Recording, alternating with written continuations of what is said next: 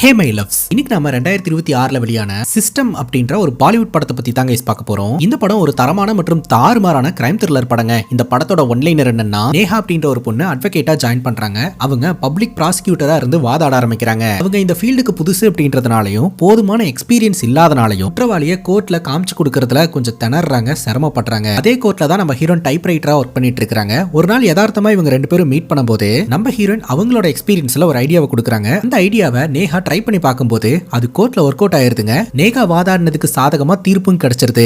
அதை தொடர்ந்து நம்ம ஹீரோயின் கூட டை அப் பண்ணிக்கிட்டு அடுத்தடுத்த கேஸ் எடுத்து நடத்தலாம் அப்படின்னு நேஹா முடிவெடுக்கிறா. நம்ம ஹீரோயினை ஒரு லீகல் அட்வைசரா கூட வச்சுக்கிட்டு நேஹா அடுத்தடுத்த கேஸ் எடுத்து வாதாடிக்கிட்டு இருக்கும்போது ஒரு கொலை கேஸ் ஒன்று வருதுங்க. அந்த கொலை கேஸை நேஹா தொட்டதுக்கு அப்புறம் தான் தக்காளி தாறுமாறான ட்விஸ்ட் எல்லாம் வெளியில வருது. கிளைமேக்ஸ்ல இப்படி ஒரு ட்விஸ்ட் வைப்பாங்க அப்படின்னு நான் எதிர்பார்க்கவே இல்லை. யாரைய கொலை பண்ணி என்ன ஏழரைய கூட்டினாங்க அப்படின்றத டீடைல்டா இன்வெஸ்டிகேஷன் பண்ணி கண்டுபிடிக்கலாமா? நீங்க பார்த்துட்டு இருக்கிறது சரண் என்டர்டைன்மெண்ட். நான் தான் சரண். வாங்க வீடியோக்குள்ள போலாம்.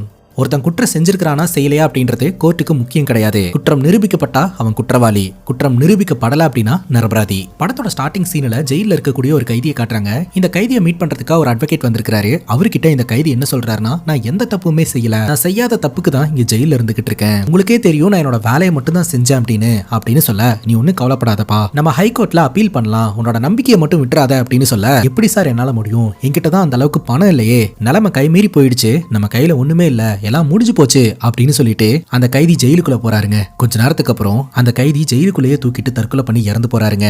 யார் இந்த கைதி, என்ன தப்பு செஞ்சுட்டு இவர் ஜெயிலுக்குள்ள வந்தாரு, இவர் எந்த குற்றமும் செய்யலன்னு சொல்றாரு, என்ன வழக்குல இவர் தூக்கி உள்ள போட்டிருக்காங்க அப்படின்ற டீடைல் இப்போதைக்கு நமக்கு தெரியல. அங்க கட் பண்ணா நேஹா அப்படின்ற ஒரு பொண்ணை நம்ம கிட்ட காட்டுறாங்க. நேஹா பாத்தீங்கன்னா ஒரு பணக்கார ஃபேமிலியை சார்ந்தவங்க தான், பெரிய பேக்ரவுண்ட் இருக்கக்கூடிய பொண்ணு தாங்க. பட் கோர்ட் அப்படின்னு வரும்போது அந்த வேலைக்கு அவங்க புதுசு. காலையில ரொம்ப அவசரமா ரெடி ஆயிட்டு இருக்காங்க. ஏன்னா இன்னைக்கு அவங்களுடைய கேஸ் தான் கோர்ட்டுக்கு வந்திருக்கு. நேஹா ரெடி ஆயிட்டு இருக்கும்போது பக்கத்துலயே இன்னொருத்தவங்களும் ரெடி ஆயிட்டு இருக்காங்க. அது வேற யாரும் இல்லங்க, நம்ம ஹீரோயின் தான். நம்ம ஹீரோயினோட பேரு சாரிகா. இதே கோர்ட்ல நம்ம ஹீரோயின் டைப் ரைட்டரா ஒர்க் பண்ணிட்டு இருக்காங்க. இப்போ நம்ம நேஹா கோர்ட்டுக்கு போறாங்க. நேஹாவோட அசிஸ்டன்ட் பாத்தீங்கன்னா ரொம்ப படபடப்போட உட்கார்ந்துகிட்டு இருக்காரு. ஏன்னா இவங்களோட டிஃபென்ஸ் தரப்புல இருக்கிறவங்க மொத்த கேஸையும் கரைச்சு குடிச்ச மாதிரி உட்கார்ந்துகிட்டு இருக்காங்க. இருந்தாலும் நேஹா என்ன சொல்றாங்கன்னா, ஒன்னும் கவலைப்படாத, நம்ம பாத்துக்கலாம், சில்லாரு அப்படின்ற மாதிரி சொல்றாருங்க. அந்த கோர்ட்டும் ஆரம்பிக்கப்படுது. இப்ப கூன்ல பாத்தீங்கன்னா ஒரு போலீஸ் இன்ஸ்பெக்டரை நிப்பாட்டுறாங்க. ஒரு ரெஸ்டாரண்ட் ஓனர் வந்துட்டு போதைப் பொருள் கடத்தி இருக்கிறாரு, அவரோட ரெஸ்டாரண்ட்ல போதைப் பொருள் கண்டுபிடிக்கப்பட்டிருக்கு அப்படின்னு சொல்லிட்டு அவருக்கு எதிரான வழக்கு தான் இது. இன்ஸ்பெக்டர் கூன்ல நிப்பாட்டி என்ன நடந்தது அப்படின்னு கேட்கும்போது போலீஸ் இன்ஃபார்மர் மூலமா இந்த இன்ஸ்பெக்டருக்கு தகவல் கிடைச்சிருக்குதுங்க. காதும் வச்ச மாதிரி தன்னோட டீமை கூப்பிட்டுட்டு இந்த ஜெகதீஷ் அப்படின்றவருடைய ரெஸ்டோ பாருக்கு ரைடு போயிருக்காங்க. அங்கதான் இந்த ரெஸ்டோ பாரோட ஓனரான ஜெகதீஷும் இருந்திருக்காரு. அவரை மெடிக்கல் எக்ஸாமின் பண்ணதன் மூலமா அவரோட உடம்புல போதைப் பொருள் கண்டென்ட் இருந்தது அப்படின்றத உறுதிப்படுத்தி இருக்காங்க. அந்த பாரை ரைட் பண்ணதுல உங்களுக்கு ஏதாவது கிடைச்சதா அப்படின்னு கேட்கும்போது ஒரு டிராயர்ல 100 கிராம் கிடைச்சது அப்படின்ற மாதிரி இன்ஸ்பெக்டர் சொல்றாருங்க. குற்றம் நிரூபிக்கப்படுறதுக்கு இதுவே வேலிடான பாயிண்ட் யுவர் ஆனர் அப்படின்னு ஹீரோயின் வாதத்தை முடிக்கிறாங்க. ஆனா டிஃபென்ஸ் தரப்புல இருந்து அந்த இன்ஸ்பெக்டர் கிட்ட சில கொஸ்டின்ஸ் எல்லாம் கேட்க ஆரம்பிக்கிறாங்க. நீங்க ரைடுக்கு போகும்போது இந்த ரெஸ்டோ பாரோட ஓனரான ஜெகதீஷ் பாத்ரூம்குள்ள இருந்திருக்காரு. நீங்க கதவை தட்டி அவர் வாஷ்ரூம் யூஸ் பண்ணிட்டு தான் வெளியில வந்திருக்காரு. அது மட்டும் இல்லாம நீங்க ஒரு டிராயருக்குள்ள இருந்து தான் 100 கிராம்ஸ் போதைப் பொருளை எடுத்ததா சொல்றீங்க. அந்த பேக்கேஜ்ல என் கிளையண்டோட ஃபிங்கர் பிரிண்ட் இருந்ததா அப்படின்னு கேட்கும்போது இன்ஸ்பெக்டர் நோ சொல்றாரு. ஜெகதீஷ் எந்த இடத்துல இருந்தாரோ அந்த இடத்துல தான் இந்த பேக்கெட் கிடைச்சதா அப்படின்னு கேட்கும்போது இன்ஸ்பெக்டர் அதுக்கும் நோ சொல்றாரு. இந்த ரெஸ்டோ பார்ல எல்லா ஸ்டாஃப்ஸும் அக்சஸபிளா யூஸ் பண்ணக்கூடிய ஏரியால தான் இந்த பேக்கெட்ஸ் கிடைச்சிருக்குங்க. இதை வச்சு பார்க்கும்போது என் கிளையண்ட்டுக்கும் அந்த போதைப் பொருள் கடத்தலுக்கும் எந்த சம்பந்தம் கிடையாது. மேபி அந்த ரெஸ்டோ பார்ல வேலை பார்க்கக்கூடிய ஸ்டாஃப்ஸ் யாராவது கூட அதை வாங்கிட்டு வந்து வச்சிருக்கலாம். இந்த ரெஸ்டோ பாரோட ஓனரான ஜெகதீஷ் தான் குற்றவாளி அப்படின்னு நிரூபிக்கிறதுக்கு உங்ககிட்ட ப்ராப்பரான எவிடன்ஸே இல்லையே. அப்படி இருக்கும்போது அவர் எப்படி குற்றவாளி ஆவாரு அப்படின்னு டிஃபென்ஸ் தரப்புல இருந்து பேசிடுறாங்க. இப்போ இந்த ரெஸ்டோ பாரோட ஓனரான ஜெகதீஷ கூண்ல நிப்பாட்டி நேஹா கேள்விகளை கேட்க ஆரம்பிக்கிறாங்க. ஆனா அந்த கேள்விகளுக்கெல்லாம் ஜெகதீஷ் பாத்தீங்கன்னா ரொம்ப லதாச்சிக்கா எனக்கெல்லாம் ஒன்னும் தெரியாது அப்படின்ற மாதிரி பதில் சொல்லிடுறாருங்க. என்னோட ரெஸ்டோ பாரை பொறுத்த வரைக்கும் யாரு வேணாலும் உள்ள வரலாம், யாரு வேணாலும் வெளியில போலாம். அது ஒரு ஓப்பன் ஸ்பேஸா இருக்கிறதுனால யாரு வேணாலும் இந்த தப்பு பண்ணிருக்கலாம். அது மட்டும் இல்லாம எனக்கு நிறைய பிசினஸ் இருக்கிறதுனால எப்பாவது ஒரு நாள் தான் இந்த ரெஸ்டோ பார்ல போய் உட்காருவேன் அப்படின்னு சொல்ல, அப்ப அங்க இருக்கிற ஸ்டாஃப்ஸ் எல்லாம் எப்படி வேலை பாக்குறாங்கன்னு உங்களுக்கு எப்படி தெரியும் அப்படின்னு கேட்க, சிசிடிவி கேமரால தான் கண்காணிச்சுக்கிட்டு இருப்பேன். ஆனா அதுவும் கொஞ்ச நாள் வேலை செய்யறது இல்ல, அதை சரி பண்றதுக்கும் அதை பாக்குறதுக்கும் நேரம் இல்லைங்க. ஏன்னா மத்த பிசினஸ்ல நான் ஃபோக்கஸ் பண்ணிட்டு இருக்கிறதுனால இதை பார்க்காம விட்டுட்டேன் அப்படின்ற மாதிரி ஒரு பதில் சொல்லிடுறாரு. எண்ட் ஆஃப் தி டே நேஹானால இந்த ஜெகதீஷ் தான் போதைப் பொருளை கடத்தினாரு அப்படின்னு ஸ்ட்ராங்கா ப்ரூவ் பண்ண முடியல. ஜட்ஜ் பாத்தீங்கன்னா இந்த வழக்கை அடுத்த ஹியரிங்க்கு தள்ளி வைக்கிறாருங்க. கோர்ட்டை விட்டு வெளியில வந்த உடனே நம்ம நேஹாவுடைய பாஸ் ஆன அலாவத் சார் நம்ம நேஹாவை பயங்கரமா திட்டுறாருங்க. பாருங்க, இதுக்கு மேல இந்த கேஸை நீ நடத்துறதுல எனக்கு விருப்பம் இல்ல, நீ சரியா பெர்ஃபார்ம் பண்றதுலன்னு எனக்கு தோணுது, அதனால கேஸ் என்கிட்ட கொடுத்துரு அப்படிங்கும் போது, சார் ஒரு சான்ஸ் கொடுங்க, கண்டிப்பா என்னால ஆன முயற்சியை பண்ணுவேன், 100% உங்க பேரை நான் எடுத்துற மாட்டேன், தயவு செஞ்சு இந்த கேஸ் என்கிட்ட இருந்து எடுத்துறாதீங்க அப்படின்னு சொல்ல இந்த அலாவத் சாரும் சரின்னு கேட்டுட்டு அந்த இடத்த விட்டு கிளம்புறாருங்க. அங்க கட் பண்ணா நம்ம நேஹாவுடைய அப்பாவை காட்டுறாங்க. அவருடைய பேரு ராஜவன்சுங்க. அவர் பாத்தீங்கன்னா கோர்ட்ல ரொம்ப பாப்புலரான அட்வொகேட்டா இருந்துட்டு இருக்காரு. பெரிய பெரிய கேஸ் எல்லாம் அசால்ட்டா டீல் பண்ணக்கூடிய ஒரு ஆளா இருக்காருங்க. இப்ப கூட பாத்தீங்கன்னா விக்ரம் அப்படின்ற ஒரு நபருக்கு ஆதரவா வாதாடி அந்த வழக்குல வெற்றியும் பெற்றிருக்காருங்க. மீடியாக்காரங்க எல்லாம் கேள்வி கேட்கறாங்க, அவர் மேல ஏகப்பட்ட வழக்குகள் இருக்குது அப்படின்னு சொல்லிட்டு, அது எல்லாமே பொய் வழக்கு அப்படின்னு கோர்ட்லயே நிரூபணம் ஆயிடுச்சு இல்லையா அப்படின்ற மாதிரி நேஹாவுடைய அப்பா இன்டர்வியூ கொடுத்துட்டு அந்த இடத்த விட்டு கிளம்புறாருங்க. இது எல்லாத்தையுமே நேஹாவும் நேஹாவுடைய அசிஸ்டன்ட்டும் பாத்துட்டு இருக்காங்க. இவ்வளவு பாப்புலரான அட்வொகேட்டோட பொண்ணா இருந்துட்டு நேஹா ஏன் இவ்வளவு கஷ்டப்படணும், அப்பா கிட்ட போய் இந்த கேஸை பத்தி டிஸ்கஸ் பண்ணாலே அவர் நல்ல நல்ல பாயிண்ட்ஸ் எல்லாம் எடுத்து கொடுப்பாரு, அப்படி இல்லனா அப்பா கூட சேர்ந்தே ஒர்க் பண்ணலாமே அப்படின்னு யோசிச்சோம்னா அங்கதான் கைஸ் ஒரு ட்விஸ்ட் இருக்குது. பப்ளிக் ப்ராசிக்யூட்டரா இருந்து கொஞ்சம் வழக்கங்களை நீ தனியா வின் பண்ணி காட்டினா மட்டும்தான் உன்னை என்னோட அசிஸ்டன்டா சேர்த்துப்பேன் அப்படின்ற மாதிரி அப்பா சொல்லி இருக்காரு. ஆக்சுவலா நேஹாக்கு ஒரு பிரதர் இருக்காரு, அவரும் லா தான் பிராக்டிஸ் பண்ணிட்டு இருக்காரு. சோ ரெண்டு பேருக்குமே பாத்தீங்கன்னா இதே நிபந்தனையை தான் அப்பா கொடுத்திருந்திருக்காரு. அண்ணன் பாத்தீங்கன்னா அந்த எலிஜிபிலிட்டி எல்லாம் அச்சீவ் பண்ணிட்டு அப்பா கூட சேர்ந்துட்டாரு. ஆனா இன்னுமே நேஹா கொஞ்சம் கஷ்டப்பட்டுக்கிட்டு இருக்காங்க. அப்படியே நம்ம ஹீரோனோட கதையை நம்ம கிட்ட காட்ட ஆரம்பிக்கிறாங்க. நம்ம ஹீரோன் கோர்ட்ல வேலையை முடிச்சுட்டு வீட்டுக்கு போறாங்க. மக்கள் நெருக்கமா இருக்கக்கூடிய ஒரு பகுதியில தான் நம்ம ஹீரோன் வச்சு வந்துகிட்டு இருக்காங்க. நம்ம ஹீரோனுக்கு திருமணமாகி ஸ்கூலுக்கு போற வயசுல ஒரு பொண்ணு இருக்கா. அந்த பொண்ணோட பேரு குசும். நம்ம ஹீரோனோட ஹஸ்பண்ட்னால நடக்க முடியலங்க, ஒரு வீல் சேர்ல தான் உட்காந்துக்கிட்டு இருக்காரு. எதனால ஒரு வீல் சேர்ல உட்கார்ற நிலைமைக்கு போனாரு அப்படின்னு தெரியல. தன்னுடைய பொண்ணு கிட்ட மார்க் ஷீட்ஸ் வந்துருச்சா அப்படின்னு சொல்லிட்டு கேட்டு வாங்கி பார்க்கும்போது தான் தெரிய வருது பொண்ணு நல்லா படிக்கக்கூடிய பொண்ணு அப்படின்ட்டு. அது மட்டும் இல்லாம பொண்ணோட ஸ்கூல்ல இருந்து ஏதோ ஒரு சயின்ஸ் டூர் கூட்டிட்டு போறாங்களா கைஸ், அதுல நீயும் போறதானே அப்படின்ற மாதிரி கேட்க, இல்லமா நான் போகல, எனக்கு அதுல இன்ட்ரெஸ்ட் இல்ல அப்படின்னு சொல்ல, ஏன் இன்ட்ரெஸ்ட் இல்ல அப்படின்னு கேட்கும்போது, இல்லமா அந்த டூரோட காஸ்ட் எல்லாம் ரொம்ப ஜாஸ்தியா இருக்குது, அது மட்டும் இல்லாம என்னால வெளியூருக்கு போய் அப்பா இல்லாமலாம் தூங்க முடியாது அப்படின்ற மாதிரி இவ சொல்றா. உண்மையான ரீசன் என்ன அப்படின்னா, அந்த டூருக்கு ஸ்பெண்ட் பண்ற அளவுக்கெல்லாம் அம்மா கிட்ட பணம் இல்ல, ஏன்னா அம்மா மட்டும் தான் கஷ்டப்பட்டு குடும்பத்தை பாத்துக்கிட்டு இருக்காங்க, அம்மாவை கஷ்டப்படுத்த வேண்டாம் அப்படின்ற மாதிரி தான் பொண்ணு நினைக்கிறா. அதனாலதான் அப்பா இல்லாம தூங்க மாட்டேன் அப்படின்ற மாதிரி சமாளிச்சுக்கிட்டு இருக்கா. இங்க பாருமா தாயே, மெயினா நான் உழைக்கிறதுக்கு ரீசனே நீ நல்லா இருக்கணும், உனக்கு பெட்டரான லைஃப் கிடைக்கணும் அப்படின்றதுக்காக தான். நீ எக்ஸ்பென்சஸ் பத்தி எல்லாம் கவலைப்படாத, படிக்கிற பொண்ணு நல்லா படிக்கணும், உன்னோட எக்ஸ்பென்சஸ் எல்லாம் நான் பாத்துக்கிறேன் அப்படின்ற மாதிரி நம்ம ஹீரோயின் சொல்றாங்க.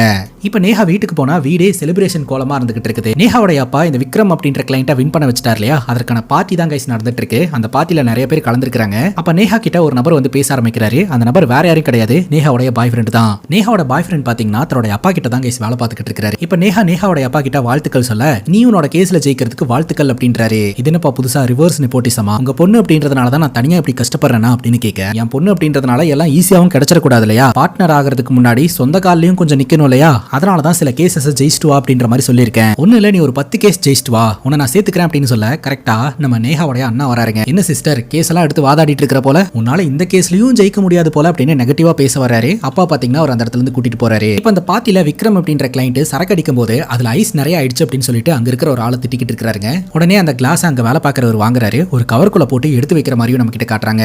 இப்ப நேஹா வழக்கம் போல கோர்ட்டுக்கு போறாங்க. காருக்குள்ள உட்காந்து இனியா அப்படின்ற ஒரு இன்ஃபுளுசரோட வீடியோஸை தொடர்ந்து பார்த்துட்டே போயிட்டு இருப்பாங்க. திடீர்னு ஒரு லேடி ரோடு கிராஸ் பண்ண டிரைவர் சடனா பிரேக் அடிச்சிடறாரு. எங்க இருந்து தான் இவங்க எல்லாம் வராங்களோ அப்படின்ற மாதிரி திட்டுறாரு. யாருன்னு நேஹா எட்டி பார்த்தா அது வேற யாரும் கிடையாது, நம்ம ஹீரோயின் தான். இவங்க கோர்ட்ல வேலை பார்க்கறவங்களாச்சே அப்படின்னு யோசிக்க, சாரிங்க டைம் ஆயிடுச்சு அதனால தான் குறுக்க வந்துட்டேன் அப்படின்ற மாதிரி சொல்ல, நேஹா சொல்றாங்க, நீங்க கோர்ட்ல வேலை பார்க்கறவங்க தானே, நானும் கோர்ட்டுக்கு தான் போறேன் வாங்க அப்படின்ற மாதிரி கார்ல ஏத்திக்க இவங்க ரெண்டு பேரும் ஒண்ணா டிராவல் பண்ண ஆரம்பிக்கிறாங்க. அப்ப இவங்க ரெண்டு பேருமே ஒருத்தர் இன்ட்ரோ ஆயிக்கிறாங்க. அப்ப நேஹா பாத்தீங்கன்னா அந்த கேஸ் விஷயமா நம்ம ஹீரோயின் கிட்ட டிஸ்கஸ் பண்றாங்க. அப்பதான் நம்ம ஹீரோயின் ஒரு பாயிண்ட் கொடுக்குறாங்க. அது என்ன பாயிண்ட் அப்படின்னா, பெரும்பாலான ப்ராசிக்யூட்டர்ஸ் குற்றவாளி என்ன செஞ்சான் அப்படின்றத ஃபோக்கஸ் பண்ணியே வாதாடிக்கிட்டு இருப்பாங்க, அந்த குற்றவாளி தெரியாம என்னென்னலாம் செஞ்சிருக்கான் அப்படின்றத பார்க்கவே மாட்டாங்க, நீங்க அதை கொஞ்சம் கவனிச்சு பாருங்க அப்படின்ற மாதிரி சொல்லிட்டு, இங்கேயே நீ இறக்கி விட்டுருங்க நான் போய்க்கிறேன் அப்படின்ற மாதிரி சொல்லிட்டு அந்த இடத்த விட்டு ஹீரோயின் கிளம்பிடுவாங்க. இதை பத்தி நேஹா திங்க் பண்ண ஆரம்பிக்கிறாங்க. நம்ம ஹீரோயின் சொன்ன பாயிண்ட் இருந்து யோசனை பண்ணி பார்க்கலாம் அப்படின்னு சொல்லிட்டு ஃபர்தரா இந்த வழக்கோட டேட்டாஸ் எல்லாத்தையுமே அனலைஸ் பண்ண ஆரம்பிக்கிறாங்க. அடுத்த ஹீரோயிங்க்கு இந்த வழக்கு வருதுங்க. இப்ப நேஹா என்ன சொல்றாங்க அப்படின்னா, ஜெகதீஷ் அப்படின்ற ரெஸ்டாரண்ட் ஓனரே வந்துட்டு அவருடைய ரெஸ்டோ பார்ல இருந்து தான் அந்த போதை பொருள் கிடைச்சது, பட் அவருக்கும் அதுக்கும் சம்பந்தம் இல்லை அப்படின்னு சொன்னாரு. ஆனாலும் அவருடைய பார்ல இருந்து தானே அந்த பொருள் கைப்பற்றப்பட்டிருக்கு,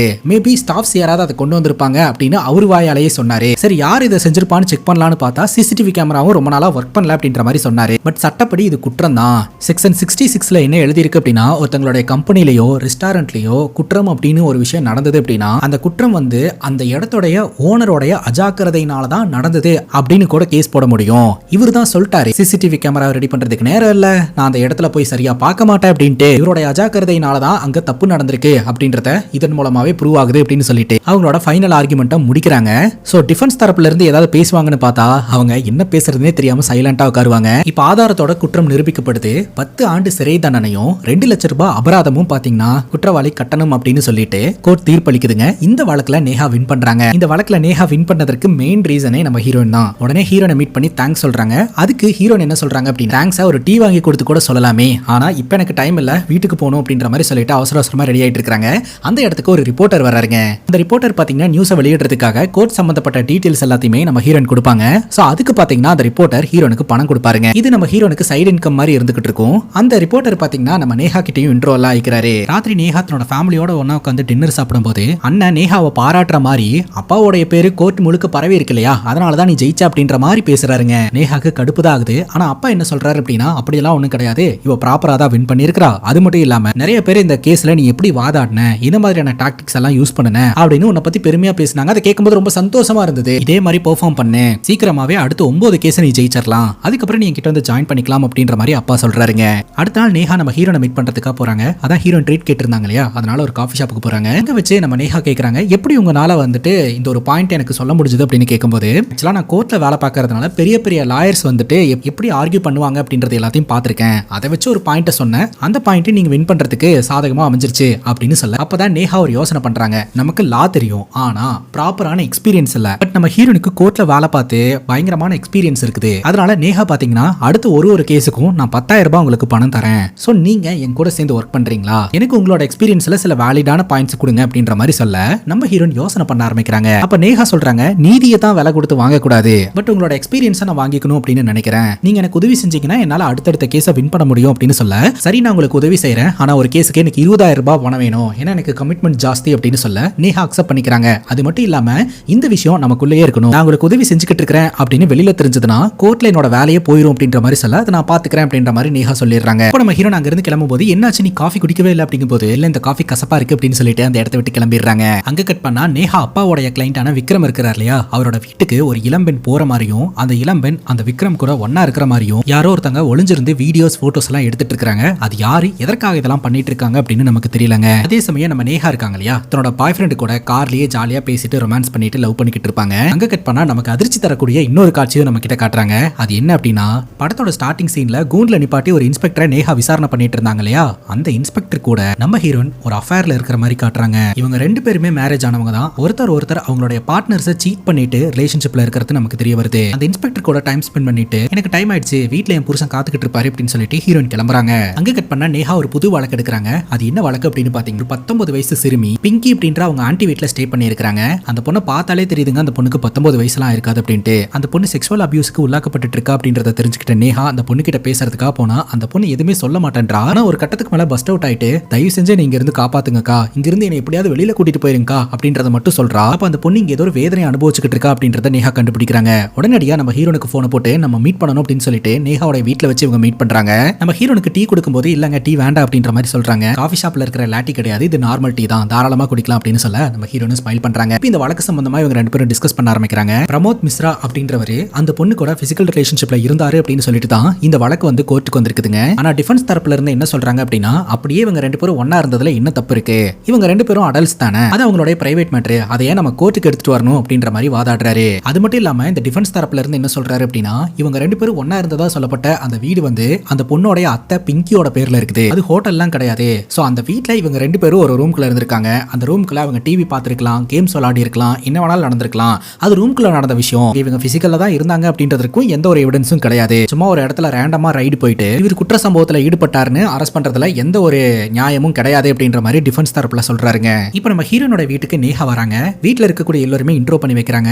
அப்பதான் நம்ம ஹீரோனோட கணவர் வீல் சேர்ல உட்காந்துக்கிட்டு இருக்காரு அப்படின்னு தெரிய வருது. எதனால இவர் வீல் சேர்ல உட்கார நிலைமைக்கு போனாரு அப்படின்ற டீடைல அவங்க விசாரிக்கலாம்னு வருவாங்க. அதுக்குள்ள அந்த ஏரியாவே ரொம்ப பிஸியா இருக்கிறதுனால, குறிப்பா அவங்க வீட்டுக்கு கீழே ஒரு ஃபங்க்ஷன் ஒன்று ஏற்பாடு பண்ணி இருக்கிறதுனால எல்லாருமே ரொம்ப பரபரன்னு இருக்கிறாங்க. அதனால நம்ம நேஹனால பெருசா எதுவும் கேட்டு தெரிஞ்சுக்க முடியலங்க. ஹீரோன் ஒரு லீடை கொடுக்குறாங்க. ஆக்சுவலா அந்த பொண்ணோட வயசு 19 அப்படின்ற மாதிரி ரெக்கார்ட்ஸ்ல சொன்னாங்க இல்லையா, அந்த ரெக்கார்ட்ஸை யார் வேணாலும் ரெடி பண்ண முடியும். கரெக்டா? அந்த பொண்ணோட உண்மையான ஏஜ் என்ன அப்படின்றத சயின்டிபிக்கா மெடிக்கலா நம்ம கண்டுபிடிச்சாலே பிரமோத் அப்படின்றவர் குற்றவாளின்னு நிரூபிச்சிடலாம் அப்படின்ற மாதிரி ஹீரோன் லீடை கொடுக்குறாங்க. அடுத்த ஹீரிங்க்கு ஒரு டாக்டரை வரவழைக்கிறாங்க. அந்த டாக்டர் பாத்தீங்கன்னா அந்த பொண்ணோட எக்ஸ்ரே ரிப்போர்ட்டை வச்சு அந்த பொண்ணோட வயசு 16 தான் ஆகுது அப்படின்ற மாதிரி சொல்றாருங்க. ஒருத்தங்களோட போன் வளர்ச்சியை வச்சு ஏஜ் கணிக்க முடியும் அப்படின்றதையும் சொல்றாரு. உடனே டிஃபென்ஸ் தரப்புல இருந்து அப்ஜெக்ஷன் சொல்லி டாக்டர் கிட்ட ஒரு क्वेश्चन கேக்குறாரு. ஆக்சுவலா இந்த போனை வச்சு ஏஜை கணிக்க முடியும் அப்படின்றது எங்களுக்கு தெரியும், ஆனா சில சமயங்கள்ல எக்ஸாக்ட் ஏஜை கணிக்க முடியாது, கரெக்டா அப்படின்னு கேட்க, கரெக்ட் தான், ஒரு சிலருக்கு போன் வளர்ச்சி ரொம்ப கம்மியா இருக்கும், பட் ஏஜ் வந்து ஜாஸ்தி ஆகும் அப்படின்ற மாதிரி சொல்ல இதுவே போதுமே அப்படின்னு டிஃபென்ஸ் தரப்புல இருந்து சொல்லிடுறாங்க. நேஹானால அந்த பொண்ணோட வயசு 16 அப்படின்றத ப்ரூவ் பண்ண முடியாம போகுதுங்க. இந்த வழக்கு அடுத்த ஹியரிங்க்கு தள்ளி வைக்கப்படுது. இந்த வழக்குல அடுத்து என்ன பண்றதுன்னே தெரியாம நம்ம நேஹா உட்கார்ந்துகிட்டு இருக்கும்போது நேஹாக்கு ஒரு மெசேஜ் வருது. யார்கிட்ட இருந்துன்னா அந்த ரிப்போர்ட்டர் ஒருத்தர் இருந்தார் இல்லையா, அவர்கிட்ட இருந்து. இவங்க போனை போட்டு எதுக்கு எனக்கு மெசேஜ் பண்ணிருக்கு அப்படின்னு கேட்கும்போது முதல்ல அந்த மெசேஜ்ல இருக்கக்கூடிய வீடியோ பாருங்க அப்படின்னு சொல்ல உடனே நேஹா வீடியோ ஓபன் பண்ணி பார்த்தா அந்த சின்ன பொண்ணு கிட்ட பிரமோத் அப்படின்றவரு அத்துமீறல ஈடுபட்டதும் ரொம்ப ஃபோர்ஸ்ஃபுல்லா பிசிக்கல் ரிலேஷன்ஷிப்ல இருந்ததற்கான வீடியோ ஃபுட்டேஜ்ங்க அது. இந்த வீட்டுக்குள்ள யாரோ ஒருத்தங்க ஸ்பை கேமரா வச்சு இது எல்லாத்தையும் கேப்சர் பண்ணி இருந்திருக்காங்க போல. பட் இந்த வீடியோ எந்த சோர்ஸ் கிட்ட இருந்து கிடைச்சது அப்படின்னு டீடைல் தெரியல. பட் இந்த வீடியோ ஃபுட்டேஜ் போதுமானது இந்த வழக்குல வின் பண்றதுக்கு. உடனடியா கோர்ட்ல போய் ஜட்ஜ் கிட்ட இந்த வீடியோ ஃபுட்டேஜை காட்ட டிஃபென்ஸ் தரப்புல இருந்து எதுவுமே பேச முடியலங்க. இந்த பிரமோத் அப்படின்றவருக்கு தண்டனை வழங்கப்படுது. 20 வருஷம் பிளஸ் 10 வருஷம் 30 வருஷம் பாத்தீங்கன்னா அவருக்கு ஜெயில் தண்டனை கிடைக்குதுங்க. இந்த வழக்குலயுமே பாத்தீங்கன்னா நேஹா வின் பண்ணிட்டாங்க. வீட்டுக்கு போனா நம்ம ஹீரோனுடைய கணவர் பாத்தீங்கன்னா எதுக்கும் நீ இதை ஒரு வாட்டி யோசனை பண்ணி பாரு அப்படின்ற மாதிரி சொல்ல எதை யோசனை பண்ணணும் அப்படின்னு கேட்க ராஜவன்ஸ் அப்படின்ற லாயரோடைய பொண்ணு கூட தானே நீ ஒர்க் பண்ணிட்டு இருக்க, சோ அந்த பொண்ணு கூட ஒர்க் பண்றது சரிதானான்னு யோசிச்சுக்கோ அப்படிங்கும்போது அதெல்லாம் நான் பாத்துக்கிறேன் விடுங்க, அவ கூட ஒர்க் பண்றதுனால எக்ஸ்ட்ரா கொஞ்சம் வருமானம் கிடைக்குது இல்லையா, நம்ம பொண்ணை நம்ம நல்லபடியா படிக்க வைக்க முடியுது இல்லையா அப்படின்னு சொல்ல கணவர் சொல்றாரு என்னாலதான் உனக்கு எந்த பிரயோஜனம் இல்ல அப்படின்ட்டு, நீங்க எதை பத்தி யோசிக்காதீங்க நான் பாத்துக்கிறேன் அப்படின்ற மாதிரி தூங்க வைக்கிறாங்க. நம்ம ஹீரோன் இருக்காங்க இல்லையா, மல்டிபிள் ஜாப் பண்ணிக்கிட்டு இருக்காங்க. கோர்ட்ல வேலை பாக்குறாங்க, நேஹாக்கு உதவி செய்யறாங்க. அதே சமயம் ஒரு அபார்ட்மெண்ட்ல இருக்கக்கூடிய ஒரு பையனுக்கு டியூஷன் எடுப்பாங்க. இப்போ அந்த பையனுக்கு டியூஷன் எடுத்து முடிச்சுட்டு அந்த இடத்துல இருந்து கிளம்புற மாதிரி நம்ம கிட்ட காட்டுறாங்க. இந்த கேஸ்ல வின் பண்ணதற்காக நேஹா பாத்தீங்கன்னா பார்ட்டி வைக்கிறேன் அப்படின்னு சொல்லிட்டு ஒரு கிளப்புக்கு வர வச்சிருக்காங்க. அந்த இடத்துக்கு வந்த ரிப்போர்ட்டர் கிட்ட உனக்கு எப்படி இந்த வீடியோ கிடைச்சது அப்படின்னு கேட்கும்போது யூசுவலாவே எங்களோட சோர்சஸை ரிவீல் பண்ண மாட்டோம், ஆனா எனக்கு இந்த வீடியோ வந்துட்டு ஹீரோயின் தான் அனுப்பி வச்சாங்க, அவங்களுக்கு எந்த சோர்ஸ் மூலமா இந்த வீடியோ கிடைச்சதுன்னு தெரியல அப்படின்ற மாதிரி இந்த ரிப்போர்ட்டர் சொல்லிடுறாரு. அந்த நேரம் பார்த்து நம்ம ஹீரோயின் வராங்க. வந்த உடனே பாத்தீங்கன்னா தண்ணி தாக அடிச்சது அப்படின்னு அங்க இருக்கக்கூடிய சரக்கு எடுத்து குடிச்சிடுறாங்க. தண்ணின்னு நினைச்சிட்டு இது தண்ணி இல்ல சரக்கு அப்படின்னு சொல்லிட்டு அடுத்தடுத்து இவங்க குடிக்க ஆரம்பிக்கிறாங்க, பார்ட்டி பண்றாங்க, நல்லா என்ஜாய் பண்றாங்க. தொடர்ந்து நேஹாவும் நம்ம ஹீரோனும் பாத்தீங்கன்னா இந்த வழக்கு சம்பந்தப்பட்ட விஷயங்கள் எல்லாம் நிறைய டிஸ்கஸ் பண்றாங்க. ஹீரோனோட வீட்டுக்கு அடிக்கடி நேஹா வருவாங்க. ஹீரோனோட பொண்ணு கூடயும் நல்ல விதமா பழகுவாங்க. அங்க கட் பண்ணா நேஹா அப்பாவோட கிளைண்டான அந்த விக்ரம் அப்படின்ற பணக்காரரை நம்ம கிட்ட காட்டுறாங்க. அவர் இப்போ ஒரு ஆட் ஷூட்ல நடிச்சுக்கிட்டு இருக்காருங்க. அந்த இடத்துக்கு வந்த ஒரு மாடல் அவங்க கிட்ட பேசணும்னு சொல்லியிருந்தல சார் அப்படிங்கும்போது ஈவினிங் நம்ம மீட் பண்ணலாம் அப்படின்ற மாதிரி சொல்லிக்கிட்டு இருக்காரு. அந்த நேரம் பார்த்து இந்த விக்ரமுக்கு போன்ல ஒரு மெசேஜ் வருது. ஓபன் பண்ணி பார்த்தா அன்னைக்கு ஒரு நாள் ஒரு இளம்பெண் இந்த விக்ரமோட வீட்டுக்குள்ள போன மாதிரியும் அவங்க ரெண்டு பேரும் ஒன்னா இருந்த மாதிரியும் யாரோ ஒருத்தங்க போட்டோ எடுத்ததா நம்ம பார்த்தோம் இல்லையா, அந்த போட்டோஸ் எல்லாம் இவரோட போனுக்கு வந்திருக்குதுங்க. அங்க கட் பண்ணா அந்த அபார்ட்மெண்ட் பில்டிங்க்கு நம்ம ஹீரோன் டியூஷன் எடுக்கிறதுக்காக போறாங்க. அந்த பையன் விளையாடிக்கிட்டு இருக்கான். இன்னைக்கு கிளாஸ் கொஞ்சம் முன்னாடி வச்சுக்கலாம், நீ அப்புறமா விளையாண்டுக்கோ அப்படின்னு சொல்லிட்டு அந்த பையனை கூட்டிட்டு போய் படிக்க வைக்கிறாங்க. ராத்திரி நேஹா கிட்ட அவங்க அப்பா பேசுறாரு, பரவாயில்ல அடுத்தடுத்து நிறைய கேஸ் ஜெயிக்க ஆரம்பிச்சிட்ட போல அப்படிங்கும்போது நீங்க சொன்ன நிபந்தனைப்படி 10 கேஸ் ஜெயிக்கிறதுக்கு இன்னும் ஒரு கேஸ் மட்டும் தான்ப்பா பாக்கி இருக்கு அப்படிங்கும்போது இது வரைக்கும் 9 கேஸ் ஜெயிச்சல, அதே மாதிரி 10வது கேஸும் ஈஸியா இருக்குன்னு மட்டும் நினைச்சிடாத, இருந்தாலும் ஆல் தி பெஸ்ட் அப்படின்ற மாதிரி சொல்லிட்டு அவர் அந்த இடத்துல இருந்து கிளம்புறாருங்க. அடுத்த நாள் பாத்தீங்கன்னா நம்ம நேஹாவுடைய பாஸ் இருக்கிறார் இல்லையா, அவர் நேஹாவை மீட் பண்றாரு. இப்ப இறந்து போன இந்த இணைய வழக்க பத்தி டிஸ்கஸ் பண்ணிட்டு இருக்காரு. அந்த வழக்கை ஹேண்டில் பண்ணிட்டு இருக்கக்கூடிய போலீஸ் ஆபீசரும் அங்க தான் உட்கார்ந்துகிட்டு இருக்காரு. நான் அந்த இணைய அப்படின்ற இன்ஃப்ளூயன்சரை ஃபாலோ பண்ணக்கூடிய ஒரு ஆள் தான், ஆனா அவ இப்படி சூசைட் பண்ணி இறந்து போவான்னு நினைச்சு கூட பார்க்கல அப்படிங்கும்போது யார் சொன்னா அவ சூசைட் பண்ணி இறந்து போனானே அப்படின்னு சொல்லிட்டு அவர் ஃபைல் ஓபன் பண்ணி இணைய அப்படின்றவ மர்டர் செய்யப்பட்டு தான் இறந்து போயிருக்கா அப்படின்றதுக்கான ஆதாரங்களை காட்டுறாருங்க. அதை பார்க்கும்போது நேஹாக்கு ரொம்பவே அதிர்ச்சியா இருக்குது. சஸ்பெக்ட் யாராவது இருக்காங்களா அப்படின்னு சொல்லி கேட்கும்போது வேற யாரும் கிடையாது, விக்ரம் அப்படின்ற அந்த பில்டர் தான் சஸ்பெக்ட் லிஸ்ட்ல வராரு அப்படின்னு சொல்ல நேஹாக்கு ரொம்ப அதிர்ச்சியா இருக்குது. ஏன்னா தன்னோட அப்பாவோடைய கிளைண்ட் தானே இந்த விக்ரம், அவரை நிறைய கேஸ்ல இருந்து விடுபட வச்சிருக்காரு. நேஹா இந்த வழக்கை எடுக்கலாம்னு நினைக்கிறாங்க. இதை பத்தி நாளைக்கு பேசலாம் அப்படின்ற மாதிரி நேஹாவுடைய பாஸ் சொல்லிடுறாருங்க. இப்ப வீட்டுக்கு போயிட்டு இந்த வழக்கை நான் எடுக்க போறேன், இன்வெஸ்டிகேஷன் பண்ண போறேன், வாதாட போறேன் அப்படின்னு சொல்ல நீ இந்த வழக்கை எடுக்க கூடாது, ஏன்னா விக்ரம் அப்படின்றவர் என்னுடைய கிளைண்ட் அப்படின்ற மாதிரி சொல்ல அண்ணனும் மிரட்டுறாரு, அப்பாவோட பேச்ச கேளு, அப்பா பேச்சுக்கு மறு பேச்சு பேசுறாத அப்படின்னு சொல்லிட்டு நேஹா பாத்தீங்கன்னா நான் இந்த வழக்கை எடுக்கணும்னு முடிவு பண்ணிட்டேன், வாதாடணும்னு முடிவு பண்ணிட்டேன், உங்களுடைய பர்மிஷன் வாங்கணும்னு எனக்கு தேவை கிடையாது அப்படின்ற மாதிரி பேசிடுறாங்க. இப்ப என்ன நடக்க போகுது அப்படின்னு பாத்தீங்கன்னா நேஹாவோட அப்பா இந்த விக்ரமுக்கு சப்போர்ட்டா வாதாடுவாரு, நேஹா பாத்தீங்கன்னா இந்த விக்ரமுக்கு எதிரா வாதாடுவாங்க. கோர்ட்ல அப்பனும் மகளும் ஒரே கேஸ்ல வாதாட போறாங்க. நீ இந்த வழக்கு மூலமா என்ன ப்ரூவ் பண்ணணும்னு நினைக்கிற அப்படின்னு அப்பா கேள்வி கேட்கிறாரு. நீங்க என்ன நினைக்கிறீங்க, நான் இந்த கேஸ்ல தோத்துருவேன்னு நினைக்கிறீங்களா அப்படின்ற மாதிரி கேட்க நான் ஒரு வழக்கு எடுக்கும்போது என் முன்னாடி ஒரு பப்ளிக் ப்ராசிக்யூட்டர் வந்து நிக்கிறதுக்கே பயப்படுவாங்க, ஆனா நீ இந்த வழக்கை எடுக்கிறன்ற அது எனக்கு எப்படி இருக்கும் அப்படின்னு சொல்லிட்டு அப்பாக்கும் மகளுக்கும் வீட்டுக்குள்ள ஒரே சண்டைங்க. அந்த நேரம் பார்த்து நேஹாவோட அம்மா வந்துட்டு நீங்க ரெண்டு பேரும் சண்டை போடுறது வெளியில வரைக்கும் கேக்குது, வெளியில ஆளுங்களா இருக்காங்க அப்படின்னு சொல்ல நேஹா ரொம்ப ஸ்ட்ராங்கா சொல்லிடுறாங்க, நான் வந்து இந்த வழக்கை எடுக்க தான் போறேன், உங்களுக்கு எதிராக வாதாட தான் போறேன் அப்படின்னு சொல்லிட்டு சரி ஓகே, இவ்வளவு நாள் என்ன நீ ஒரு அப்பாவா தான் பாத்திருக்க, இதுக்கு மேல ஒரு ப்ராசிக்யூட்டரா பாப்ப, சட்டப்படி நம்ம விவாதத்தை வச்சுக்கலாம் அப்படின்ற மாதிரி அவர் சொல்ல உடனடியா நேஹா பாத்தீங்கன்னா வீட்டை காலி பண்ணிட்டு நான் கிளம்புறேன் அப்படின்னு சொல்லிட்டு கிளம்பிடுறாங்க. அம்மாவும் பாத்தீங்கன்னா நேஹாக்கு கொஞ்சம் சப்போர்ட்டிவா தான் பேசுறாங்க. நேஹாவோட அம்மா அப்பா கிட்ட போயிட்டு எதுக்காக அவளை வீட்டை விட்டு போறதுக்கெல்லாம் விடுறீங்க அப்படின்னு கேட்க என்ன நீங்க ரெண்டு பேரும் ஒண்ணு கூடிக்கிட்டு எனக்கு எதிராக பேசுறீங்களா, 10 கேஸ் ஜெயிஸ்ட் வா நான் உன்னை சேர்த்துக்கிறேன் அப்படின்னு சொன்னேன், சில கேஸ் ஜெயிஸ்டானா அவ பெரிய ஆளு அவளுக்கு எல்லாம் தெரியும்னு ஆயிருமா அப்படின்ற மாதிரி இவர் லாயர் அப்படின்ற ஈகோவை காமிச்சுக்கிட்டு இருக்காருங்க. இப்ப வீட்டை விட்டு வெளியில வந்துட்டாங்க, எங்க போறதுன்னு தெரியல. நம்ம ஹீரோனுக்கு போன் அடிச்ச உடனே நம்ம ஹீரோன் பாத்தீங்கன்னா ஒரு இடத்துல கூட்டிட்டு போய் தங்க வைக்கிறாங்க. கேக்குறாங்க. இந்த இடம் ஓகே தானே, இங்கிருந்து உன்னால ஒர்க் பண்ண முடியல அப்படிங்கும் போது முடியும் அப்படின்ற மாதிரி சொல்லிட்டு அந்த இடத்துல நம்ம நேஹா ஸ்டே பண்ணிக்கிறாங்க. இப்ப நேஹாவுடைய பாஸும் இந்த வழக்க நேஹா கிட்ட ஒப்படைக்கிறாரு. ஆப்போசிட்ல வாதாடுறது உன்னோட அப்பா அப்படின்றத தாண்டி ரொம்ப பவர்ஃபுல்லான ஒரு அட்வொகேட், எல்லாத்துக்கும் ஃபுல்லா ப்ரிப்பேர் ஆயிக்கோ அப்படின்ற மாதிரி சொல்லியே இந்த கேஸ் கொடுக்குறாருங்க. இப்ப நேஹா ஃபுல் ஃபிளெஜ்டா இந்த கேஸை இன்ஸ்பெக்டர் கிட்ட போயிட்டு விசாரணை பண்ண ஆரம்பிக்கிறாங்க. இன்ஸ்பெக்டர் என்ன சொல்றாரு அப்படின்னா, செத்து போன இணையான்ற பொண்ணு அவளுடைய கழுத்து நெரிக்கப்பட்டு தான் கொலை செய்யப்பட்டு இறந்து போயிருந்திருக்கா. அது மட்டும் இல்லாம கிரைம் சீன்ல கிடைச்ச அவளுடைய போன் எடுத்து செக் பண்ணி பார்க்கும்போது அவளும் இந்த விக்ரமும் ஒன்னா இருந்த மாதிரியான போட்டோஸ் எல்லாம் இருந்தது. சோ அந்த போட்டோஸை வச்சு யாரோ ஒருத்தங்க பிளாக்மெயில் பண்ணி இருந்திருக்காங்க. சோ இந்த விஷயம் வெளியில தெரியக்கூடாது அப்படின்றதுக்காக இந்த விக்ரம் அந்த இடத்துக்கு வந்து இந்த பொண்ணை கொலை பண்ணிருக்கலாம் அப்படின்ற மாதிரி தான் அவரை அரெஸ்ட் பண்ணி அவரை சஸ்பெக்ட் லிஸ்ட்ல வச்சிருக்கோம் அப்படின்ற மாதிரி இன்ஸ்பெக்டர் சொல்றாரு. இந்த விக்ரம் இந்த பில்டிங்ல இருந்ததற்கான ஆதாரம் ஏதாவது இருக்குதா அப்படின்னு கேட்கும்போது இன்ஸ்பெக்டர் சொல்றாரு, ஆக்சுவலா சிசிடிவி ஃபுட்டேஜஸ் எதுவும் கிடைக்கல, ஆனா இந்த பில்டிங்ல இருந்தவங்க விக்ரம் அந்த இடத்துக்கு வந்துட்டு போனதை பார்த்ததா வந்து ஐ விட்னஸ் இருக்காங்க அப்படின்ற மாதிரி சொல்றாரு. இந்த விக்ரம் தான் குற்றவாளி அப்படின்னு ப்ரூவ் பண்றதுக்கான எவிடன்சஸ் எல்லாம் இந்த கேஸ்ல நிறைய இருக்கிறதுனால ஈஸியா இந்த கேஸ்ல ஜெயிச்சிட முடியும் அப்படின்னு நம்ம நேஹாவுடைய அசிஸ்டன்ட் சொல்றாருங்க. அங்க கட் பண்ணா நேஹாவுடைய அப்பா பாத்தீங்கன்னா இந்த விக்ரம் கிட்ட விசாரணை பண்ணிக்கிட்டு இருக்காரு. விக்ரம் என்ன சொல்றாருன்னா, நான் இந்த சம்பவத்தை பண்ணவே கிடையாது அப்படின்ட்டு. சரி, நீ இந்த சம்பவத்தை பண்ணல அப்படின்னா அந்த அபார்ட்மெண்ட்ல உனக்கு என்ன வேலை, எதுக்காக அங்க போயிருந்த, அதுவும் கிரைம் நடந்த டைம்ல அங்க எதுக்காக போயிருந்த அப்படின்னு கேட்கும்போது, ஆக்சுவலா நாங்க ரெண்டு பேரும் ஒன்னா இருக்கிறத யாரோ ஒருத்தங்க போட்டோ எடுத்து பிளாக்மெயில் பண்ணிட்டு இருந்தாங்க.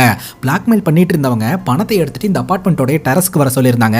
சோ அதனால பணம் எடுத்துட்டு அந்த டெரஸ்க்கு போயிருந்தேன் அப்படின்ற மாதிரி ஒரு சொல்றாரு. நேஹாவுடைய அப்பா கண்ணோட்டத்துல யாரோ ஒருத்தங்க பிளாக்மெயில் பண்ணி இந்த விக்ரம அந்த பில்டிங்க்கு வர வச்சு இணையாவை போட்டு தள்ளிட்டு இவரை ஃப்ரேம் பண்ண பார்த்திருக்காங்க அப்படின்றது தெரிய வருது. அது மட்டும் இல்லாம உங்களை ஒருத்தங்க பிளாக்மெயில் பண்ணிட்டு இருந்ததா சொன்னீங்க இல்லையா, அந்த பிளாக்மெயிலரோட போன் கூட கிரைம் சீன்ல கிடைக்கவே இல்லை. அந்த பிளாக்மெயிலர் யாருன்னு தெரியுமா, அந்த பிளாக்மெயிலரோட போன் எங்க இருக்குன்னு தெரியுமா அப்படின்னு கேட்கும்போது எனக்கு எதுவுமே தெரியாது. அது மட்டும் இல்லாம இந்த விக்ரம் அப்படின்றவருக்கு பல பெண்கள் கூட பழக்கம் இருந்திருக்குதுங்க. சோ அந்த மாதிரி 10ல ஒரு பொண்ணு தான் இந்த இணையா அப்படின்ற பொண்ணு. அவளோட மொத்த டீடைல் கூட எனக்கு தெரியாது. அப்படி இருக்கும்போது நான் எதுக்காக அவளை கொலை பண்ணணும் அப்படின்ற மாதிரி விக்ரம் கேள்வி கேட்கிறாரு. என்னை எப்படியாவது இதுல இருந்து காப்பாத்துங்க அப்படின்ற மாதிரியும் கெஞ்சறாரு. இது வரைக்கும் இந்த விக்ரம் மேல விழுந்தது எல்லாமே சிவில் கேஸ். அதுல இருந்து எல்லாம் பாத்தீங்கன்னா நம்ம நேஹாவுடைய அப்பா காப்பாத்திட்டாரு. பட் இது ஒரு மர்டர் வழக்கு, இதுல இருந்து தப்பிச்சு வெளியில வரது சாதாரண காரியம் இல்ல அப்படின்னு இந்த விக்ரமுக்கும் தெரியுதுங்க. அங்க கட் பண்ணா நம்ம ஹீரோனும் நேஹாவும் டிஸ்கஸ் பண்ணிட்டு இருக்காங்க. இந்த விக்ரம் அப்படின்றவன் யாரோ ஒருத்தங்க பிளாக்மெயில் பண்ணாங்க அப்படின்றத ஒத்துக்கிறான், ஆனா கொலை பண்ணதை ஒத்துக்க மாட்டேன்றான் அப்படின்ற மாதிரி சொல்ல, நீ என்ன நினைக்கிற, இந்த விக்ரமுக்கு அந்த பொண்ணு கூட அஃபேர் இருந்திருக்கும்னு நினைக்கிறியா அப்படின்ற மாதிரி கேட்க, அஃபேர் அப்படின்றது யார் கூட வேணாலும் இருந்திருக்கலாம், ஏன் உனக்கு கூட இருக்கலாம், அதை வச்செல்லாம் அவங்க தான் மர்டர் பண்ணாங்க அப்படின்றத முடிவெடுக்க முடியாது இல்லையா அப்படின்னு சொல்ல, செகண்ட் பட்டன் நம்ம ஹீரோன் ஸ்ட்ரக் ஆகுறாங்க. ஏன்னா அவங்களும் ஒரு இல்லீகல் அஃபேர்ல இருந்துகிட்டு இருக்காங்க இல்லையா. ஈவினிங் உடனடியாக அந்த போலீஸ்காரனை மீட் பண்றதுக்காக போறாங்க. அந்த போலீஸ்காரங்கிட்ட இதுக்கு மேல நம்ம ரெண்டு பேரும் ரிலேஷன்ஷிப்ல இருக்கிறது நல்லது கிடையாது அப்படின்ட்டு அந்த போலீஸ்காரங்கிட்ட மொபைலை வாங்கி இவங்களோட டீடைல்ஸ் எல்லாத்தையுமே டெலீட் பண்ணி விட்டுறாங்க. நீ என்ன பேசிக்கிட்டு இருக்க அப்படின்ற மாதிரி கேட்க, நீ உன்னோட பார்ட்னர் கூட இரு, நான் என்னோட பார்ட்னர் கூட இருக்கிறேன் அப்படின்ற மாதிரி சொல்ல, அப்ப இவ்வளவு நாள் நீ என்ன யூஸ் பண்ணிக்கிட்டு இருந்தியா அப்படின்னு கேட்க, நீ என்ன வேணாலும் நினைச்சுக்கோ, இனிமேல் நம்ம ரெண்டு பேரும் ஒன்னா இருக்க வேண்டாம் அப்படின்ற மாதிரி சொல்லிட்டு அந்த உறவை முடிச்சுட்டு அந்த இடத்த விட்டு கிளம்பிடுறாங்க. இந்த வழக்கு கோர்ட்டுக்கு வருதுங்க. கோர்ட்ல பாத்தீங்கன்னா இந்த விக்ரம் அப்படின்றவருக்கு பெயில் கேட்டு அப்ளை பண்ணி இருந்திருக்காங்க. நேஹா என்ன சொல்றாங்க அப்படின்னா, விக்ரமுக்கு பெயில் கொடுக்க கூடாது அப்படின்னு சொல்லிட்டு உடனே நம்ம நேஹாவோட அப்பா சொல்றாரு, உங்களுக்கு கோர்ட்ல நடக்கிற பேசிக்கான சில விஷயங்களை பத்தி எதுவும் தெரியல போல, பெயில் எல்லாம் கொடுக்கலாம், என்ன பெயில் கொடுத்துட்டா என்னோட கிளைண்ட் வெளிநாட்டுக்கு தப்பிச்சு போயிருவாருன்னு இவங்க பயப்படுறாங்களோ என்னவோ அப்படிங்கும்போது மேபி அது கூட நடக்கலாம் அப்படின்னு நேஹா சொல்ல, நேஹாவோட அப்பா என்ன சொல்றாரு அப்படின்னா, என்னோட கிளைண்ட் விக்ரம் வந்து சொசைட்டில செல்வாக்கு இருக்கக்கூடிய ஒரு நபர், அவர் இந்த ரியல் எஸ்டேட் பிசினஸ்ல இருக்கிறதுனால அவரை நம்பி நிறைய பேர் பணம் போட்டுருக்காங்க, சோ அவர் அதுக்கு ரெஸ்பான்சிபிலிட்டியா இருக்கணும், அதனால அவருக்கு பெயில் கொடுக்கணும் அப்படின்ற மாதிரி சொல்ல, நேஹா என்ன சொல்றாங்கன்னா, அவருக்கு பெயில் கொடுத்தா எவிடன்ஸ் எல்லாத்தையுமே இன்ஃப்ளூயன்ஸ் பண்ணி அழிக்கிறதுக்கு வாய்ப்பு இருக்கு யுவர் ஆனர், அதனால அவருக்கு பெயில் கொடுக்க கூடாது அப்படின்ற மாதிரி சொல்றாங்க.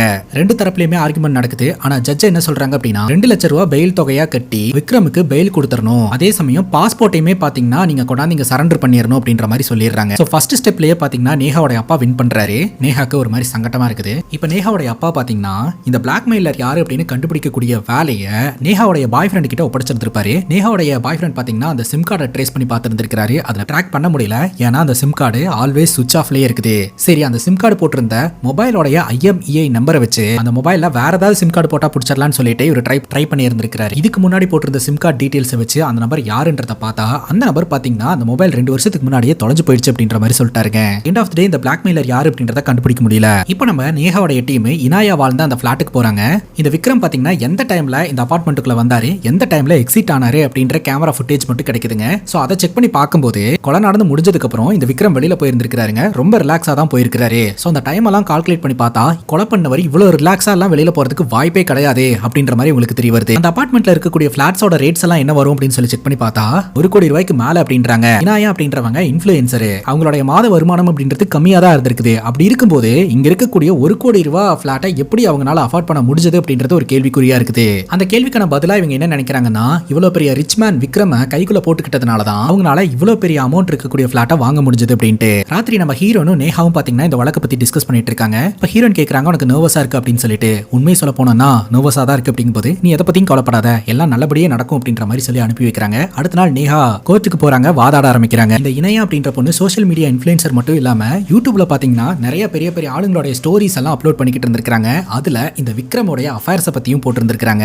இந்த விக்ரம் அப்படின்றவர் நிறைய பெண்கள் கூட பழக்கம் இருக்கக்கூடிய ஆளா இருந்திருக்காரு இல்லையா. ஒரு கட்டத்துக்கு மேல அதையெல்லாம் காமிச்சு பிளாக்மெயில் எல்லாம் பண்ண ஆரம்பிச்சிருந்திருக்காங்க. நார்மலாவே இந்த விக்ரம் கிட்ட டீல் பேச வரவங்க விக்ரமோட டர்ம்ஸ் அண்ட் கண்டிஷன்ஸ் அக்செப்ட் பண்ணிக்கல அப்படின்னா இவரு அந்த டீலுக்கு அக்செப்ட் பண்ணிக்க மாட்டாரு, அட்டன் ரைட்டா கேன்சல் பண்ணிடுவாரு. அதுக்கப்புறம் இவர்கிட்ட எந்த டீலுமே வச்சுக்க முடியாது. அப்படி இருக்கக்கூடிய ஒரு நபரை ஒருத்தி மிரட்டரா அப்படிங்கும் போது இவர் சும்மா விடுவாரா? பிளான் பண்ணி மர்டர் பண்ணிருக்காரு, இதுதான் நடந்துச்சு அப்படின்ற மாதிரி நேஹா சொல்றாங்க. இப்ப நேஹாவோட அப்பா எழுந்திருச்சு வாதாட ஆரம்பிக்கிறாரு. நேஹா சொன்னதெல்லாம் உண்மைதான். என்ன உண்மை அப்படின்னு கேட்டீங்கன்னா விக்ரம் அப்படின்றவர் ரொம்ப பிரபலமான பிசினஸ் மேனா இருந்துட்டு இருக்காரு. இவரு கொஞ்சம் கட் அண்ட் ரைட்டா தான் எல்லாத்துக்கிட்டுமே பேசுவாரு. அதனால இவருக்கு பிசினஸ் எதிரிங்க நிறைய பேர் இருந்திருக்காங்க. அது மட்டும் இல்லாம இவர் வந்து வைஃபை சீட் பண்ணி இல்லீகல் அஃபேர்ல இருந்ததெல்லாம் உண்மைதான். அதனால இவருடைய பிசினஸ் அண்ட் ரெputation பாதிச்சிருக்கான்னு கேட்டீங்கன்னா பாதிச்சிருக்குது. அதுக்காக இவர் மர்டர் பண்ணக்கூடிய ஆளெல்லாம் கிடையாது. பிசினஸ் சம்பந்தமாவே இவருக்கு நிறைய எதிரிங்க இருக்காங்க. எல்லாரையுமே போய் இவர் மர்டரா பண்ணிட்டு இருக்காரு. எதிரிங்கள இந்த பொண்ணு ஒரு எதிரியா இருந்திருக்கலாம். இவர் மர்டர் பண்றதுக்கெல்லாம் மோட்டிவே கிடையாது அப்படின்ற மாதிரி சொல்லிடுறாருங்க. நேஹா கேக்குறாங்க அப்ப எதுக்காக அந்த டைம்ல இந்த விக்ரம் அந்த பிளாட்டுக்கு வந்தாரு அப்படின்னு கேட்க, அந்த அபார்ட்மெண்ட்ல இணையாவோட வீடு மட்டும் கிடையாது, அதை தாண்டி 150 வீடுங்க இருக்குது. அது மட்டும் இல்லாம ஒரு பிளாக்மெயிலர் இவங்களுடைய போட்டோ வச்சு பிளாக்மெயில் பண்ணிக்கிட்டு இருந்திருக்கான். அந்த பிளாக்மெயிலர் அந்த இடத்துக்கு வர சொன்னதுனால தான் வந்தான். அந்த பிளாக்மெயிலர் யாருன்னு தெரியாது அப்படின்ற மாதிரி நேஹாவோட அப்பா வாதாட ஆரம்பிக்கிறாருங்க.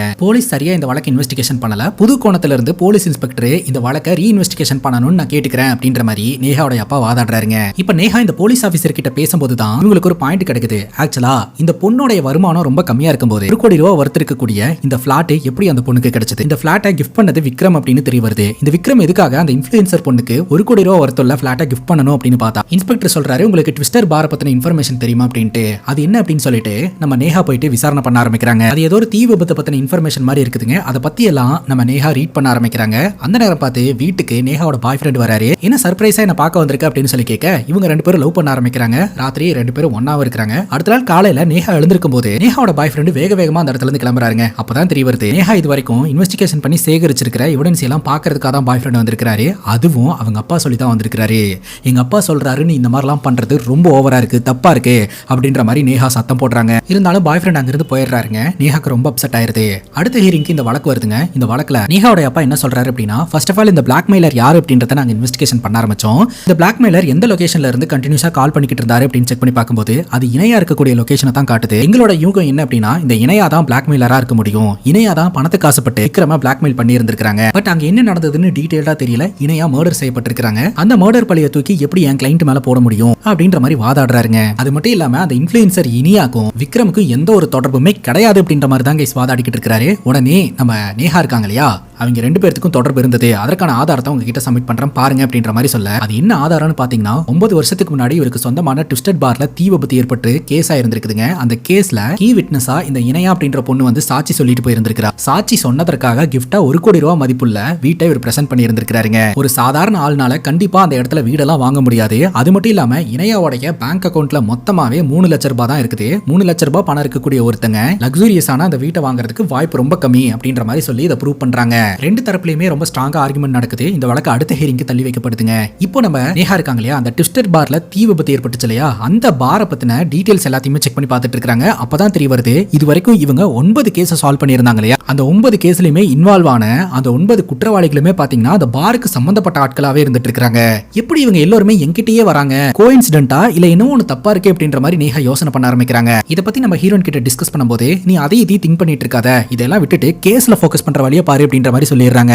இன்னொரு பக்கம் நேஹாவோட அப்பா இருக்கிறார் இல்லையா, அவர் கொஞ்சம் தடுமாற ஆரம்பிக்கிறாரு. ஏன்னா நேஹா பாத்தீங்கன்னா இணையா அப்படின்ற அந்த இன்ஃப்ளூயன்சருக்கும் இந்த விக்ரமுக்கு தொடர்பு இருந்ததை ஸ்ட்ராங்கா எவிடன்ஸோட ப்ரூவ் பண்ணிட்டாங்க. இப்போ நேஹா பாத்தீங்கன்னா தொடர்ந்து அந்த தீ விபத்தை பத்தின டீடைல்ஸ் எல்லாத்தையுமே சேகரிக்க ஆரம்பிக்கிறாங்க. நான் ரொம்ப இம்பார்ட்டன்டான ஒருத்தரை மீட் பண்ணிட்டு வரேன் அப்படின்னு தன்னோட அசிஸ்டன்ட் கிட்ட சொல்லிட்டு தனியாவே ஒரு அட்வொகேட்டை மீட் பண்றதுக்காக போறாங்க. அந்த தீ விபத்து சம்பந்தமா பாத்தீங்கன்னா அவர் தான் கைஸ் வாதாடி இருந்திருக்காரு. அந்த டைம்ல அவர்கிட்ட பேசும்போது ஆக்சுவலா அந்த டைம்ல அந்த தீ விபத்துல அந்த பார் ஓனர்ஸ் மேல கேஸ் ஆயிடுச்சு. அந்த பார் ஓனர்ஸ்க்கு சப்போர்ட்டா உன்னோட அப்பா தான் வாதாடினாரு. உன்னோட அப்பாவுக்கு தான் நீதியை வளைக்கிறது எப்படின்னு தெரியும் இல்லையா, வளைக்கிற விதத்துல வளைச்சு அவங்கள ஜெயிக்க வச்சுட்டாரு. இதனால ஒரு குடும்பமே செதஞ்சு போச்சு அப்படின்ற மாதிரி சொல்ல, அது எந்த குடும்பம், யாரு அப்படின்ற மாதிரி கேட்க, இந்த பிரச்சனையில மாட்டின பையன் ஜெயிலே தூக்கிட்டு தற்கொலை பண்ணிட்டான், அவனோட அக்கா புருஷனும் அங்கதான் ஒர்க் பண்ணிட்டு இருந்தாங்க அப்படின்ற மாதிரி சொல்ல, அவங்களோட டீடைல்ஸ் எல்லாம் கொஞ்சம் கொடுங்க அப்படின்ற மாதிரி நேஹா கலெக்ட் பண்ண ஆரம்பிக்கிறாங்க. இப்ப நேஹா மீட் பண்றதுக்காக நேஹாவோட அண்ணா வந்திருக்காருங்க. அப்படி வந்து பார்க்கும்போது வீடு முழுக்க ஏகப்பட்ட டாக்குமெண்ட்ஸா இருந்துகிட்டு இருக்குது. என்ன அப்பா ஏதாவது சொல்லி விட்டு அனுப்பிச்சுட்டாரா அப்படின்னு கேட்கும்போது, இல்ல அம்மா உனக்கு சாப்பாடு கொடுத்து விட்டாங்க, அதை கொடுக்கறதுக்காக தான் வந்தேன் அப்படின்ற மாதிரி சொல்ல,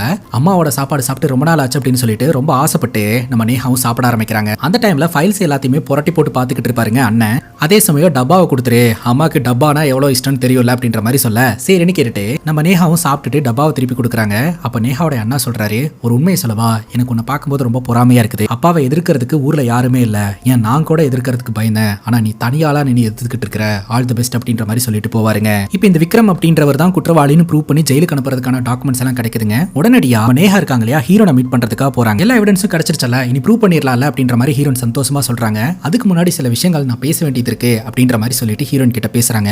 தக்காளி அங்கதாங்க தாறுமாறான ட்விஸ்டே ரிவீல் ஆகுது. நேஹா இந்த தீ விபத்து சம்பந்தமா ஒருத்தங்களை விசாரிக்கிறதுக்காக போய் அந்த அட்வொகேட் கூட ஒரு பையன் ஜெயிலே தூக்கிட்டு தற்கொலை பண்ணி இறந்து போயிட்டான், அவனோட அக்கா புருஷன் கூட அங்கதான் வேலை பார்த்தாங்க அப்படின்ற மாதிரி சொல்லியிருந்தாங்க இல்லையா. அந்த அக்காவும் அக்கா புருஷனும் வேற யாரும் கிடையாது, இப்ப நம்ம பார்த்துட்டு இருக்கக்கூடிய ஹீரோனும் ஹீரோனுடைய கணவரும் தான். 9 வருஷத்துக்கு முன்னாடி இந்த சம்பவம் நடந்திருக்குது. அந்த டைம்ல நம்ம ஹீரோன் பிரெக்னெண்டா இருந்திருக்காங்க. அந்த டைம்ல தான் தீ விபத்து அந்த பார்ல நடந்திருக்குதுங்க. அந்த பார்ல வேலை பார்த்தவங்க தான் நம்ம ஹீரோனுடைய தம்பியும் ஹஸ்பண்டும். அந்த தீ விபத்துல தான் பாத்தீங்கன்னா நம்ம ஹீரோனுடைய ஹஸ்பண்ட் கால் போயிருக்குது. நம்ம நேஹா பாத்தீங்கன்னா ஒரு கேஸ்லயே ஜெயிச்சு எல்லாரையுமே உள்ள தள்ளினாங்க இல்லையா. இது எல்லாமே ப்ரீ பிளானடான விஷயம். நம்ம ஹீரோயின் தான் பாத்தீங்கன்னா அவங்களுக்கு எதிரான எவிடன்ஸ் எல்லாத்தையுமே உருவாக்கி நேஹா கிட்ட கொண்டாந்து கொடுத்திருந்திருக்காங்க. அவங்கனாலதான் எங்க குடும்பமே சதஞ்சிச்சு, அதுக்கு பழி தீர்க்கறதுக்கு தான் இதெல்லாமே பண்ணணும் அப்படின்ற மாதிரி ஹீரோனுடைய கணவர் சொல்றாரு. இந்த ட்விஸ்டட் பார்ல தீ விபத்து நடந்திருக்குதுங்க. தீ விபத்து நடக்கிறதுக்கு முன்னாடியே அரேஞ்ச்மெண்ட் பண்ணுவாங்க இல்லையா. அப்ப ஹீரோனுடைய தம்பி சொல்லி இருந்திருக்காரு, இந்த இடத்துல டேபிள்ஸ் எல்லாம் போடக்கூடாது, ஃபயர் ஏதாவது ஆச்சுன்னா மக்கள் வெளியில போறதுக்கு வழி விடணும் அப்படின்னு சொல்லிட்டு. ஆனா அந்த ரெஸ்டாரண்டோட ஓனர் வந்து ஒத்துக்க மாட்டேன்னு சொல்லிட்டாருங்க. எதிர்பாராத விதமா அந்த இடத்துல ஃபயரும் நடக்குது, மக்கள்னால வெளியில போக முடியல, நிறைய பேர் பாதிப்படைறாங்க. அப்ப அந்த இடத்துல இருந்த ஹீரோனுடைய கணவர் நிறைய பேர்த்த காப்பாத்துறாருங்க. அப்படி காப்பாத்தும் போதுதான் ஒரு பெரிய கட்டை வந்து இவருடைய கால்ல விழுந்து இவருடைய கால் போயிடுச்சு. ஜெனரலாவே கவர்மெண்ட் ரூல் படி ஒரு பில்டிங் கட்டுறாங்க அப்படின்னா ஒரு இடத்த மட்டும் ஓபன் ஸ்பேஸா விடணும், ஏன்னா ஃபயர் ஏதாவது ஆச்சு அப்படின்னா மக்கள் வெளியேறதுக்கும் சுவாசிக்கிறதுக்கான ஸ்பேஸ் இருக்கணும் அப்படின்னு சொல்லிட்டு. ஆனா கவர்மெண்டோட அப்ரூவல் எல்லாத்தையுமே மீறி இவனுங்க இடத்த ஃபுல்லாவே அடைச்சு பில்டிங்க கட்டிட்டானுங்க. சோ அந்த இடத்துல ஃபயர் ஆக்சிடென்ட் நடந்ததுனால மக்கள்னால வெளியே வர முடியும். சோ இது கேஸ் ஆகும்போது கோர்ட்ல பாத்தீங்கன்னா நம்ம நேஹாவோடைய அப்பா தான் வந்து வாதாடுறாரு. இவங்களுக்கு ஏத்த மாதிரி விட்னஸ்ங்களை எல்லாம் ரெடி பண்ணி நம்ம ஹீரோனுடைய தம்பி இருக்கிறார் இல்லையா, அவருடைய கவனக்குறைவினால தான் இந்த ஆக்சிடென்ட் நடந்தது அப்படின்னு சொல்லிட்டு மொத்த பழியும் தூக்கி நம்ம ஹீரோனுடைய தம்பி மேல போட்டு ஜெயிலுக்கு அனுப்பிட்டாங்க.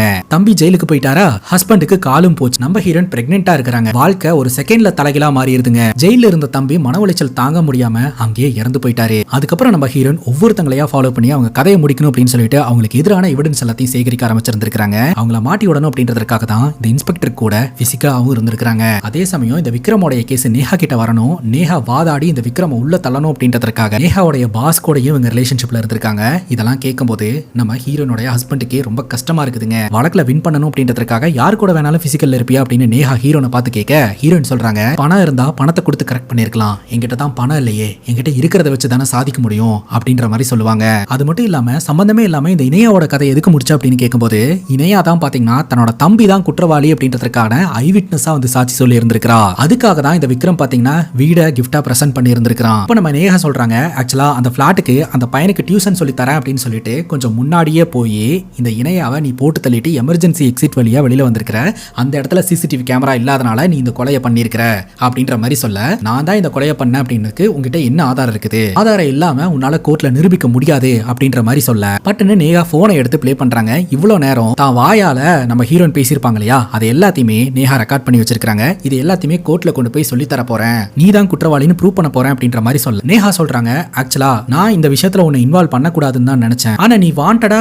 இந்த லைன்ல வரும்போது தான் சரி உன்னை வச்சே என்னோட காரியத்தை சாதிச்சுக்கலாம்னு நினைச்சேன், ஆனா எனக்கு நடந்த அநீதிக்கு பழிவாங்கணும்னு தான் நினைச்சேன், உள்ள போறவனுங்க ஒன்னும் நல்லவனுங்க எல்லாம் கிடையாது, நல்லா யோசிச்சு என்ன முடிவெடுத்தாலும் ஓகே தான், நாளைக்கு நீ கோர்ட்ல வந்து நான் தான் குற்றவாளி நீனா நாங்க உள்ள போயிருவோம் அப்படின்ற மாதிரி ஹீரோயின் சொல்றாங்க. ராத்திரி நம்ம நேஹா பாத்தீங்கன்னா தன்னோட அப்பா கிட்ட போயிட்டு சில விஷயங்கள் உங்ககிட்ட பேசணும் அப்படின்ற மாதிரி சொல்ல, என்ன விஷயம் அப்படின்னு அப்பா கேட்கிறாரு. நீங்க கோர்ட்ல ஒரு வழக்கு எடுத்து வாதாடும் போது நியாயம் தர்மம்லாம் யோசிக்கவே மாட்டீங்களா அப்படின்னு கேட்கும்போது, ஒரு கிளைண்ட் என்கிட்ட வந்து நான் குற்றம் செய்யல அப்படின்னு ப்ரூவ் பண்ணுங்க அப்படின்னு தான் ஃபீஸ் கொடுக்குறாங்களே தவிர நியாய தர்மத்து பக்கம் பேசுங்க அப்படின்னு ஃபீஸ் கொடுக்கறது இல்ல அப்படின்னு அப்பா பதில் சொல்றாரு. இது தப்பு இல்லையா அப்படின்னு கேட்க, லைஃப் ஒன்றும் ஒன்றும் மாரல் சயின்ஸ் கிளாஸ் கிடையாது. குற்றம் நிரூபிக்கப்பட்டாதான் குற்றம், குற்றம் நிரூபிக்கப்படலன்னா நிரபராதி தான் அப்படின்ற மாதிரி அப்பா சொல்றாருங்க. இதெல்லாம் கேட்கும்போது நேஹாக்கு கஷ்டமா இருக்கு. நாளைக்கு என்ன நடக்குமோ அப்படின்ற பயத்துல தான் நம்ம ஹீரோனு வீட்டுல உட்காந்துக்கிட்டு இருக்காங்க. அடுத்த நாள் இந்த வழக்கு கோர்ட்டுக்கு வருதுங்க. சோ இவர் கிஃப்டா பிரசன்ட் பண்ணிருக்காரு அப்படின்ற ஆதாரத்தை எல்லாத்தையுமே கோர்ட்ல சப்மிட் பண்ணி 9 வருஷத்துக்கு முன்னாடி இருந்து இவங்க 2 பேருக்குள்ள பழக்கம் இருந்துட்டு இருக்குது. ஆக்சுவலா ட்விஸ்டட் பார்ல ஏற்பட்ட தீ விபத்துல இவங்க கீ விட்னஸா வந்து பேசினதுனால தான் இவரு கிஃப்ட் பண்ணிருக்காரு. சோ அப்ப இருந்து இவங்க 2 பேருக்குள்ள பழக்கம் இருக்கு. அந்த பழக்கத்தோட விளைவா தான்